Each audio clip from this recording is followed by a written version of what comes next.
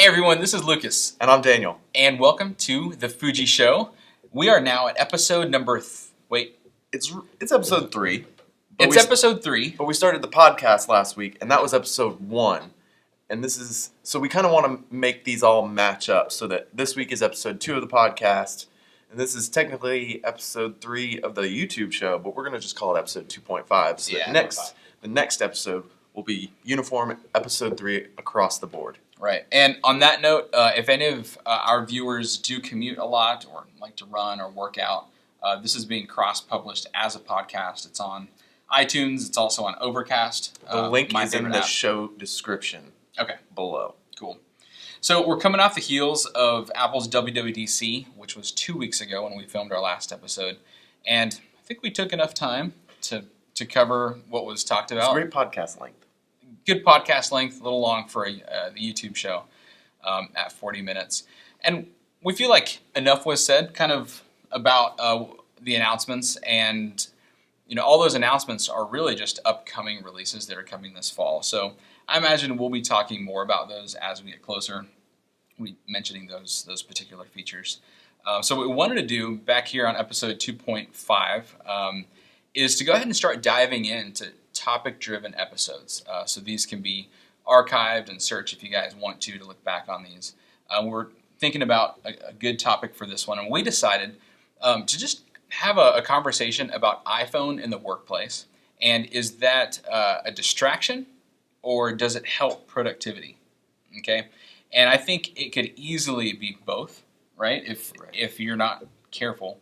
And I know, Daniel, you even have a pretty good approach. It's not my approach, but I respect it. Well, I'm going to take a step back from that a little bit. Coming from there's kind of a dichotomy that exists, in my opinion. Because I came out of college just a few years ago where it was extremely frowned upon to use your phone at any point during class. And when you transition to the real world of work, it kind of feels like you're sitting in class a little bit. Your mind's just got to make that transition from school to the workplace. And so coming out of school, I think a lot of kids my age kind of view the phone as like a no-no at work. Like if you're in your cubicle or in your office and your boss comes up and you're on your smartphone, even if you're typing an email, there's just a sense of guilt that comes along with that. Right. And so for me, I kind of had to get over the fact that, you know, it's really not a distraction when used properly. Even go so far as to say some people can work entirely from their iPhones.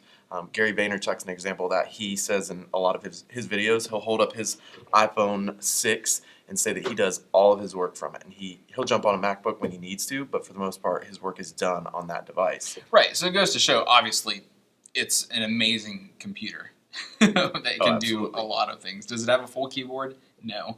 But there aren't that many things you need a full keyboard for. So the idea that it's allowing you to work wherever you are is awesome.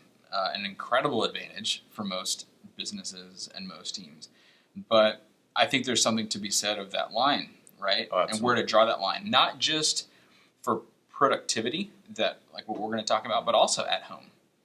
You know, I don't expect any of us to be near our phones, you know, answering emails when we're at home, you know, enjoying time with family, you know, working on your hobby. Sunbathing in the yard. Yeah, exactly. If that's your hobby, go for it. Only on the weekends. Right. Great. So yes, it's an amazing tool if you're using it wisely. So I'd like to hear, or I'd like you to share your approach, which is different than mine, but I think works really well. From what I can see. So what I've found is that I need periods of extreme focus in order to get big chunks of work done. And for me, I've tried a number of different formulas to make this happen. But the one I've really found that to settle on that works the best for me in this stage of life is when I sit down to work, I need a quiet space or noise-canceling headphones to play some ambient music, preferably not with words. But what I actually do is I take all of my devices and put them in Do Not Disturb mode. So I jump into my work, turn that feature on, and that kind of shuts everything off. So I don't hear anything. I don't get notifications of any kind, phone calls. It doesn't notify me. It's just kind of total silence. And I'll go 2 hours sometimes with my head down and Do Not Disturb, and then I'll come back after a specified amount of time for myself, check my devices, check my messages, emails, Slack, or anything else work-related or personal, just to make sure a family member hasn't had an emergency or I'm not desperately needed for something at work. Make sure I tackle anything that needs an immediate response, and then I'll jump right back into a few more hours of work with that same feature. Yeah, there's a lot of research that promotes that concept. In fact, a few years ago, Harvard Business Review did a study on multitasking, right? And if you haven't heard statistics like this, a lot of us are drawn to multitasking. It's usually a glamorous skill to have, being able to work on multiple things at once. But what this study found is that when you multitask, you are actually reducing your amount of output by 20%. And what that means is that a team of 4 people who are not multitasking, if you do kind of do rough math, can actually have the exact same amount of output, complete the same amount of work as a team of 5 that's trying to multitask. Okay, because your brain switching back and forth between so many things doesn't allow it to get into that cadence that you talked about, like that deep period of work. So there's a lot of research around that. So I'm actually glad to see that you can do that. I understand that not everyone can completely shut off and go into do not disturb mode, right? Especially like many of us here at Foojee, we're in the IT industry, dealing with tickets and really help our clients whenever they're in tight situations. So how I kind of translate that is, take a look at your role in your team and what you can actually remove as far as distractions are concerned. And don't give yourself too many excuses like, oh, I have to keep an eye on my email. For example, like as the owner of a company, it's very tempting to see every email that's coming in and be very responsive to people when they need, have questions or need assistance. But on every one of my devices, my Mac, my iPad, my iPhone, and my watch, I have all email notifications turned off. I also have the little email badge, the little icon, number icon on every device turned off. So when I'm looking at my home screen on my phone, I don't see how many emails are in my inbox. To me, all that does is stress me out. Right, yeah. It's not a number that I need to see. I always know there's email waiting for me, and I'm always in my email anyway. So why do I need subject lines appearing on all of my devices throughout the day? Okay, so even as the owner of the company, I don't think it's necessary that I'm seeing every single email as it's coming in. I don't necessarily go on do not disturb mode. Sure. I've done that a few times, like if I'm in crunch mode for a deliverable, kind of working on something. But for me, what I found is just editing each one of your apps to reduce as many distractions as you can. You have an ESPN app. Do you really need to know the breaking news for for sports? Not in Atlanta. Turn that off. And every time you install an app, apps are always asking you, do you want to let us send you push notifications? And most of the time, I'm hitting no. Neat little tip about notifications, though, and I picked this up from the ATP podcast. Love listening to those guys. Is that when you turn off all notifications to an app, it's also disabling that app from running in the background. Okay? Now that might seem like a good thing, like, oh yeah, I don't want apps to run in the background, but there are actually a lot of good apps, like email, for example, that actually are more helpful if they can check for email in the background, say every 5 minutes or so. And the reason I like that is so that whenever I go to check my email, I'm not having to wait this is a first world problem, but I'm not having to wait 10 seconds for my email app to go see if there's new email, download all the messages. Now when I go to my email app, all my recent emails are already there. They're just not showing on my lock screen as they're coming in. So the tip there is, even if you want to turn off all notifications, if there's apps that you'd like to have check for new information in the background, leave just one of those notification options on. The one that I do is Notification Center, not the lock screen, but Notification Center. And that way, again, it can still, the developer can still send updates to that app in the background. Make sense? Yeah, that's Cool. a great tip. I only learned that like 6 months ago, and I've done it with all the apps. Right. You know, news apps. If there are news apps that you want to still have that checking in the background, so that you're not having to wait for all those articles to download. Sure. You know, so it can apply. So I've got a question for you. Yeah. Do you think the iPhone is so valuable that it's worthwhile for a business to foot the bill, that it'll eventually kind of pay off for them in the long run? I think you can absolutely make the case for that.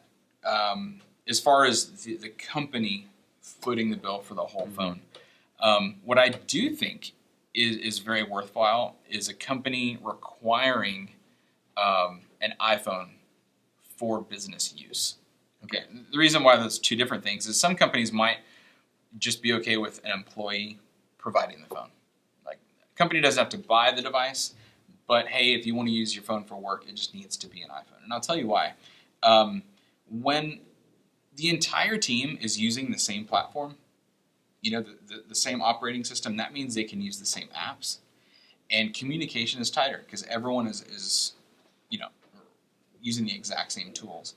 On top of that, you can also standardize security, which is probably the most important. Whenever you have 3 to 4 different operating systems among your team, Windows, on the phone, Android, and whatnot, you don't have the same security policies available for those other platforms, especially when it comes to third-party apps. So let's say your company uses Dropbox.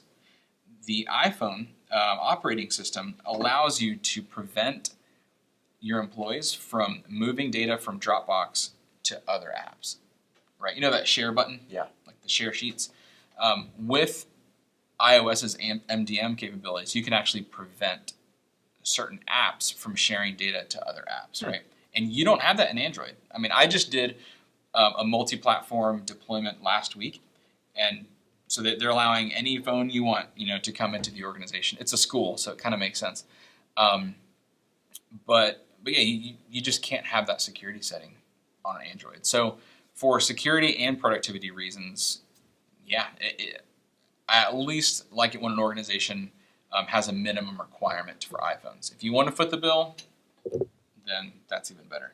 What we do here is we reimburse, right? So we know that the device is going to be used for work, and so you're going to have company apps on that phone, so we just reimburse a portion of the cost of the iPhone every month. That's great. Yeah. Well, now we'd like to jump into the Q&A.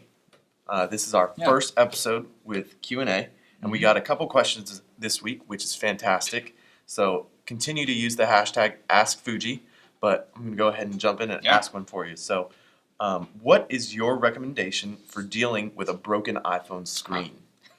How many questions do you get this a week or month from like your friends even? A lot, and I've had to deal with it myself. All right. So it's a great question.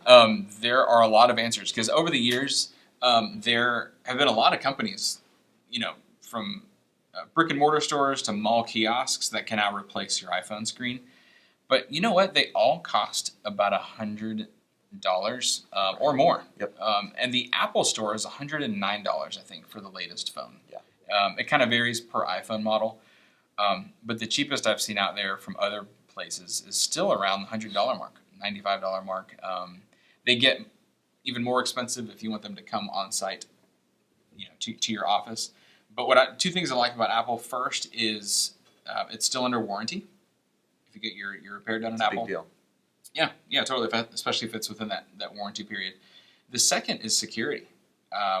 With all of these extra shops, you don't know just what their policies are when it comes to taking that phone into their repair center, you know, behind the desk.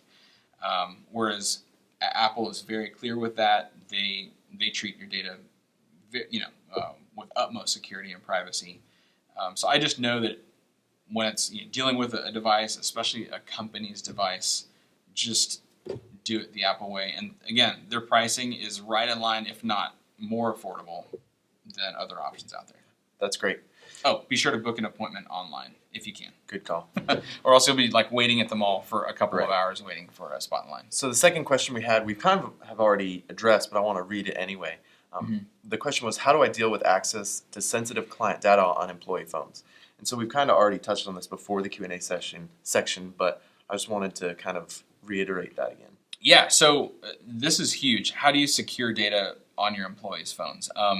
I think the iPhone is, going back to our bigger topic, fantastic for the business, for use in business, but only if it's secured. We come across clients, new clients constantly that haven't put a security policy in place. So the best way to secure devices, whether they're employee-owned or company-owned, you can still secure them. Okay, you have the right as an IT administrator, as an owner, to make sure that your employees' phones meet certain security requirements, even if it's not owned by you. And just the short answer there, we can probably go real deep into its own episode. But the short answer there is to get an MDM service for your company. That's a mobile device management service. There are plenty to choose from out there. That's something that we'll be happy to just point you in the right direction if you have questions. But what an MDM service allows you to do is remotely distribute settings to all the devices that are enrolled. Okay, and even if you're a small business of 2 employees, 10 employees, all the way up to several hundred or thousand, these are very affordable at around a couple of bucks per device per month, and it allows you to have those security policies applied wirelessly. It's done in the background, and you don't not only have peace of mind, but your clients have peace of mind because their data is secure. And that also really needs to be done if you work in a high compliant industry, medical industry, law firms, places like that. Of course. So really recommend an MDM service. That's great. All right. Well, I think that's all for this week. So thank you guys so much for your questions. Please continue to send them in. We'll be tweeting and posting on social media about the topic for the next episode. So as soon as you see those, start sending us the questions using hashtag #AskFoojee, and we will be sure to answer them. So thanks so much for your time, and we will see you in the next episode, which is episode 3. That's right. Hey, thanks for watching. If you find value in these episodes, be sure to subscribe so you'll get notified every time a new one is released.